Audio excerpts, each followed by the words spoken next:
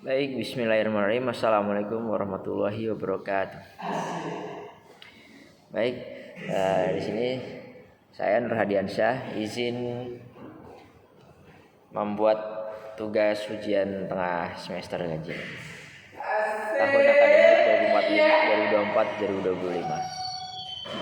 2024-2025, yaitu dari mata ujian perbandingan pendidikan pada hari Selasa 12 November 2024. Dan di sini saya akan menjawab pertanyaan yang pertama, yaitu uraikan berdasarkan pengetahuan, pengalaman, dan perspektifmu sistem pendidikan seperti apakah yang ideal diselenggarakan di sebuah lembaga pendidikan. Jika dari pengalaman, perspektif, dan pengetahuan yang saya miliki, saya memilih sistem yaitu pendidikan yang otoriter, karena melihat pada zaman sekarang yaitu kurangnya atau sangat minus yang namanya akhlak dan manajemen waktu dan lain-lain. Nah, jika hanya diberikan teguran biasa, anak-anak pasti akan selalu mengulanginya karena hidupnya itu sudah terbiasa akan diberikan kemanjaan. Maka dari itu saya ingin menerapkan sistem otoriter, yaitu siapa yang tidak mau menaati aturan, ia harusnya menerima dan diberikan sanksi. Hal ini juga harus ada persetujuan dari orang tuanya, dari orang tua muridnya itu, jika harus siap bila menerima atau bila anaknya itu diberikan sanksi jika melanggar sistem ataupun aturan. Nah, hal ini juga kita harus mengerti dan memahami bahwa kita memberikan sanksi itu sesuai dengan pelanggaran yang dibuat sesuai aturan yang telah ditentukan. Nah, dan di sini yang kedua yaitu soal berdasarkan materi.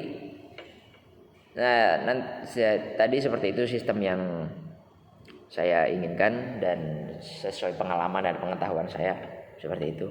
Dan untuk yang kedua yaitu soal kedua berdasarkan materi dan proses diskusi yang telah dilakukan di kelas. Bagaimana proses yang tepat dalam menyusun desain penyelenggaraan sistem pendidikan di lembaga pendidikan Islam. Nah, jika proses yang tepat itu dari diskusi sebelumnya untuk mendesain sistem pendidikan, itu kita bermula dari menganalisis kebutuhan, mulai dari sosial, budayanya, ekonominya, dan mengidentifikasi masalah yang dialami sekolah lain. Itu dari situ kita coba untuk memberikan fasilitas lebih di sana. Selanjutnya kita mulai dari penetapan tujuan, yaitu dengan membuat visi dan misi sekolah kita. Nanti sekolah itu bagaimana sesuai analisis yang sebelumnya kita lakukan, itu dibuatkanlah visi misi.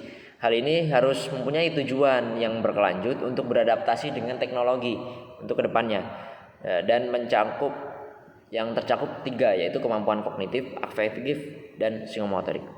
Selanjutnya ada pengembangan SDM. Pengembangan SDM, penentuan infrastruktur dan fasilitas, baik dari teknologi maupun kebutuhan fasilitas lainnya yang dibutuhkan di sekolah yang akan kita desain nanti. Dengan begitu harus ada namanya jadwal rapat bulanan untuk melakukan evaluasi baik dari capaian pembelajaran, pendidikan, tujuan, apakah ia sudah sesuai, apakah sudah mencakup yang kita tujukan tadi dari kognitif, afektif, psikomotorik itu. Nah, selanjutnya itu memberikan atau membuat garis struktural untuk pembagian tugas, karena untuk memudahkan kita dalam melakukan tanggung jawab masing-masing untuk memajukan atau memastikan keberlangsungan pendidikan. Jika adanya garis struktural, kita mengetahui tugas kita ini seperti ini dan lain-lain. Lalu dilakukannya evaluasi keberlanjutan agar sistem pendidikan selalu sesuai dengan tujuan rencana yang dibuat, dan dilakukan perbaikan untuk perkembangan dalam menyesuaikan dalam dunia teknologi untuk mencakup kesempurnaan pendidikan. Jadi kita harus menyetarakanlah dari kemajuan pendidikan, kemajuan teknologi itu seperti apa untuk memajukan sebuah pendidikan kita. Ya, kurang lebih seperti itu. Kurang lebihnya mohon maaf jika apabila ada kekurangan dan lain-lain, kesalahan kata dan lain-lain. Saya mohon maaf. Bila taufiq wal hidayah. Wassalamualaikum warahmatullahi wabarakatuh.